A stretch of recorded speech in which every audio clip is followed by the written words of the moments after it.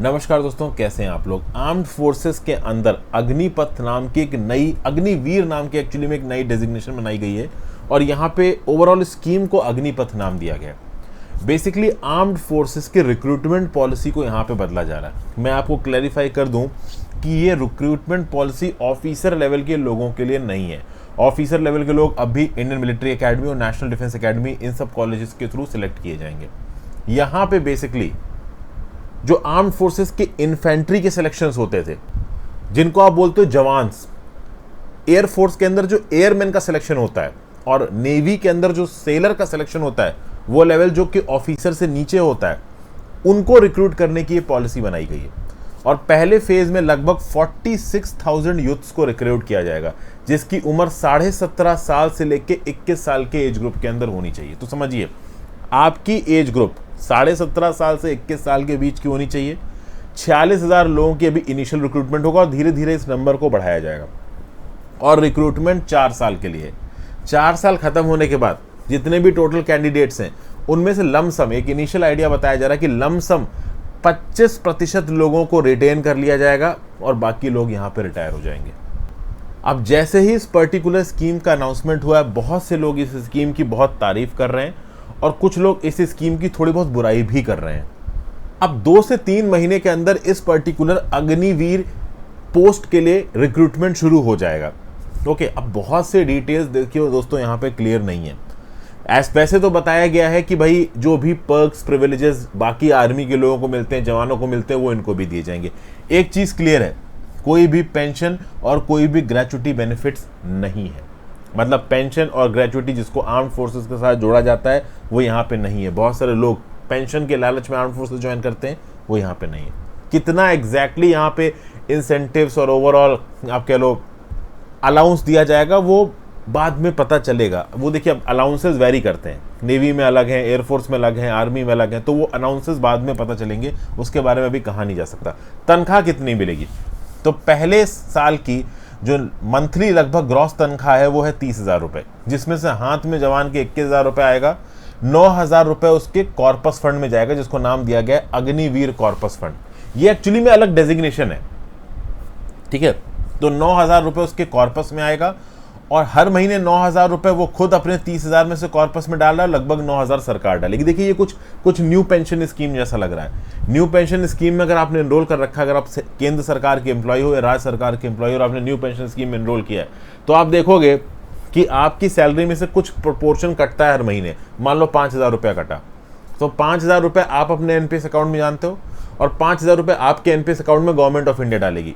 तो टोटल 10,000 रुपये आपके ब्याह पे गवर्नमेंट ऑफ इंडिया के एनपीएस अकाउंट में चले जाएंगे। फिर जो बड़े बड़े कह लो मार्केट प्लेयर्स हैं, वो उस पैसे को मार्केट में इन्वेस्ट करते हैं, उससे कुछ रिटर्न निकल के आता है और वो रिटर्न एनपीएस होल्डर को मिल जाता है एक टाइम के बाद। यहाँ पे जो अग्निवीर कॉर्पस फंड में पैसा जा रहा है, तो पहले साल में लगभग 70% 30,000 का, तो कितना हो गया, 9,000 रुपये। 9,000 सरकार ने डाला, मतलब प्रति महीना 18,000 रुपया कॉर्पस में गया, तो हर महीने 18,000 रुपये जाएगा। सेम गोज फॉर कितना,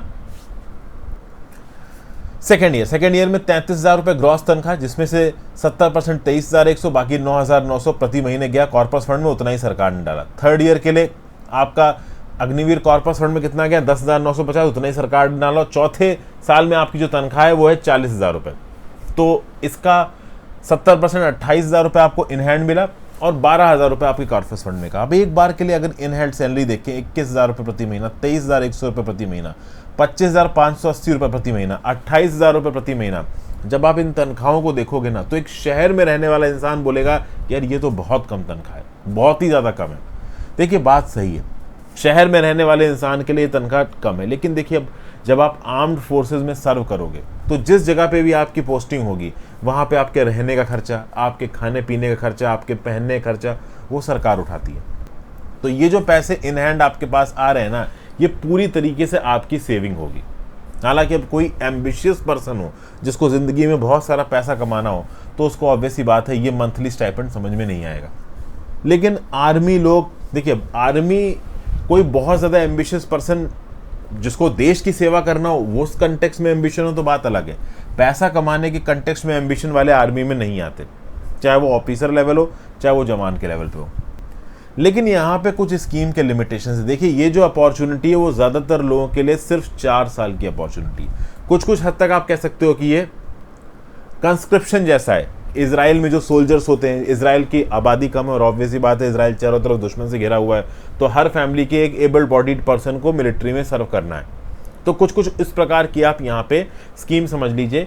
इस स्कीम में बहुत हद तक सरकार को बोला जा रहा है कि भाई आप पेंशन पेमेंट नहीं देना चाहते हो तो आप ऐसा कर रहे हो, लेकिन डिफेंस मिनिस्ट्री ने क्लैरिफाई किया नहीं भाई ऐसा नहीं है, हम पेंशन खत्म कर सकते हैं। ये हम यूथ्स को एक अपॉर्चुनिटी दे रहे हैं।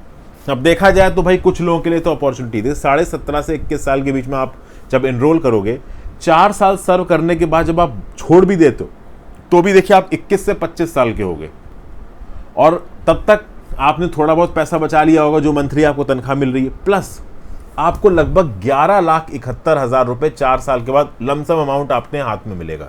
देखिए लगभग 10,04,000 रुपए तो ये जो अपने अग्निवीर कॉर्पस में आप खुद डाल लो और सरकार डाल रही है उससे हो जाएगा, और 10,04,000 रुपए के ऊपर जो भी थोड़ा बहुत आपकी इंटरेस्ट इनकम होगी तो लगभग 11,71,000 रुपए 11,71,000 रुपीज आपके हाथ में लमसम 4 साल के बाद सरकार डाल देगी। तो ये कह सकते हो कि 21 से 25 साल की उम्र में जब आप आर्मी से निकलोगे तो आपकी लाइफ बहुत हद तक डिसिप्लिन हो चुकी होगी, आपको अपना फ्यूचर आगे क्लियरली दिख रहा होगा, आपके हाथ में थोड़े बहुत पैसे होंगे तो आप MBA जैसा कोई कोर्स कर सकते हो, किसी नौकरी के लिए अप्लाई कर सकते हो सकता है यहाँ पे एक्स सर्विसमैन का कोटा भी दिया जाए। अभी इस बात के ऊपर मैं हामी नहीं भर रहा हूँ, मुझे पता नहीं है, क्योंकि बाद में जब इसका नोटिफिकेशन निकलेगा, क्योंकि देखिए अभी के लिए जो एक्स सर्विसमैन कोटा है वो बहुत मदद करता है लोगों की किसी सरकारी नौकरी को निकालने में। तो यहाँ पे 4 साल की सर्विस के बाद भी मोस्ट प्रॉब्ली एक्स सर्विसमैन का कोटा दिया जाना चाहिए, तो किसी सरकारी आपके लोग एग्जाम में आपको थोड़ा बहुत रिजर्वेशन मिल जाएगा, जिससे आपके लोग सरकारी एग्जाम निकालना कंपेरेटिवली आसान हो जाएगा। तो कुछ अच्छी बातें हैं, लेकिन देखिए कुछ रिस्क फैक्टर्स भी हैं। पहली बात तो आपकी ज़िंदगी का प्राइम टाइम 17 से 21 साल वो आर्म फोर्सेस में जाएगा देश की सेवा में। अब बात यह है कि कुछ क्या मैं कहूँगा ज़्यादातर लोग जो रूरल इलाकों से जवान के लेवल पे, सेलर के लेवल पे, एयरमैन के लेवल पे आर्मी, नेवी, एयरफोर्स ज्वाइन करते थे, उनका एक बहुत बड़ा ऑब्जेक्टिव होता था भाई लाइफ सिक्योरिटी, ठीक है ना, भाई हमको एक स्टेबल जॉब मिल गई, हमें पेंशन मिलेगी, हम घर वालों को हर महीने तनख्वाह भेज सकते हैं, हम आर्मी में आ चुके हैं, सरकारी नौकर हैं। वो वाला एलिमेंट अब गायब हो चुका है यहाँ पे। अब आप अग्निवीर हो 4 साल के लिए, यहाँ कोई पेंशन नहीं है, यहाँ कोई ग्रेचुटी नहीं है, यहाँ पे कोई जॉब सिक्योरिटी नहीं है, आप 4 साल के लिए सरकार के साथ हो। हाँ ये अलग बात है कि आपके साथ कोई अनटोवर्ड एक्सीडेंट हो जाता है तो उसमें आपको एक अच्छा इंश्योरेंस क्लेम दिया जाएगा, लगभग 1 करोड़ बताया जा रहा है, अलग अलग जगहों पर अलग अलग फिगर लिखा हुआ है, वो एग्जैक्टली कितना का इंश्योरेंस पैकेज होगा ये आगे आने वाले समय पता चलेगा। अब देखिए आपको कुछ हो जाएगा, रिस्की जॉब है, ये जो सोचता है वो आर्म फोर्सेज में सर्व नहीं कर सकता। आर्म फोर्सेज में आप देश की सेवा के लिए जा रहे हो, लेकिन जो दूसरा पहलू है कि हाँ भाई जॉब सिक्योरिटी, वो पहलू यहाँ पे जा चुका है। प्लस एक अनाउंसमेंट यहाँ पे डिफेंस मिनिस्ट्री की तरफ से आई है कि वुमेन भी रिक्रूट की जाएंगी। उसके साथ साथ देखिए ये जो कास्ट बेस्ड रेजिमेंट है, जैसे Sikh regiment, Maratha regiment, Rajput regiment, Jat regiment, इनमें से आप इन रेजिमेंटों में जाओगे तो ज़्यादातर लोग उस रेजिमेंट के नाम से एसोसिएट, जैसे जाट रेजिमेंट में आपको मेजर तबका जाटों का मिलेगा, पर ऐसा नहीं कि सब जाटी हैं। सिख रेजिमेंट में ऐसा नहीं कि सब सिक्खी हैं। तो ये जो कास्ट बेस्ड रेजिमेंट है ना, इसका स्ट्रक्चर जो बेसिक स्ट्रक्चर है कि हाँ भाई कास्ट के नाम पे ओवरऑल रिक्रूटमेंट हो रहा है, हालांकि कास्ट के नाम पे रिक्रूटमेंट नहीं होता, बट ज़्यादातर अब सिख रेजिमेंट में बहुत सारे सिख आपको मिलेंगे। ये जो ट्रेंड है ये टूट सकता है यहाँ पे। अगर अब देखिए 4 साल के लिए बंदा आ रहा है तो 4 साल तक रहेगा, जिस रेजिमेंट में रहेगा उसका रेजिमेंट छोड़ के चला जाएगा, कोई दूसरा बंदा आएगा, तो यहाँ पे फिक्स्ड बेसिस पे, कास्ट के बेसिस पे यहाँ पे एक रेजिमेंट बना पाना, मेंटेन करना मुश्किल होगा। लॉन्ग टर्म में ये जो रेजिमेंट का बेसिक कैरेक्टर है ये बदल सकता है, but that is not going to be issue. Issue ये है कि जब ये अग्निवीर नौकरी करने पहुंचेंगे तो क्या इनको बाकी जवानों जितनी इंपॉर्टेंस मिलेगी? क्या ये जो NDA और IMA से डायरेक्टली रिक्रूटेड आर्मी ऑफिसर्स आते हैं वो इन अग्निवीर्स को ऑनर के साथ, डिग्निटी के साथ ट्रीट करेंगे? ये अपने आप में बहुत मेजर और इंपॉर्टेंट सवाल है। क्या इन अग्निवीर्स को प्रॉपर तरीके से वो सारे इंसेंटिव्स मिलेंगे जो कि बाकी जवानों को मिलते हैं? क्या इन अग्निवीर को एक्स सर्विसमैन का कोटा मिलेगा? ये कुछ ऐसे क्वेश्चंस हैं जो आगे आने वाले समय में क्वेश्चन होंगे। सबसे बड़ी बात है कि ये स्कीम कितनी अट्रैक्टिव लगने वाली है, क्योंकि 4 साल के लिए आर्म फोर्सेज में सर्व कर रहे हो और बीटेक का कोर्स भी 4 ही साल का होता है। तो बच्चे यहाँ पे इंजीनियरिंग करने जाएंगे, आर्म फोर्सेज में सर्व करने जाएंगे, और एक्चुअली में अब पता चलेगा कि लोग कितने देशभक्त हैं क्या वो सच में देशभक्ति के लिए आर्म फोर्सेस में आ रहे थे या फिर अपना फ्यूचर सिक्योर करने के लिए आ रहे थे? ये सब चीज़ों का जवाब आगे आने वाले 1 से 2-3 सालों में आपको मिलेगा। Thank you for watching friends. Video को लाइक और शेयर करके जाइएगा, इंस्टाग्राम पे फॉलो कर लीजिएगा, टेलीग्राम ग्रुप ज्वाइन कर लीजिएगा। आई होप कुछ ना कुछ यूजफुल यहाँ पे आपको जानने को मिला हो। आपका कोई व्यू पॉइंट उस पर्टिकुलर स्कीम को लेके तो वो भी नीचे कमेंट बॉक्स में लिख के बताइएगा। Have a great day friends, goodbye, ध्यान रखिए अपना। इफ पॉसिबल सुपर थैंक्स का ऑप्शन दबा के और ज्वाइन बटन का ऑप्शन दबा के हेल्प करें, और हो सके तो लाइक और शेयर करें, इससे वीडियो का एंगेजमेंट बढ़ता है, यूट्यूब वीडियोस को और रिकमेंड करता है।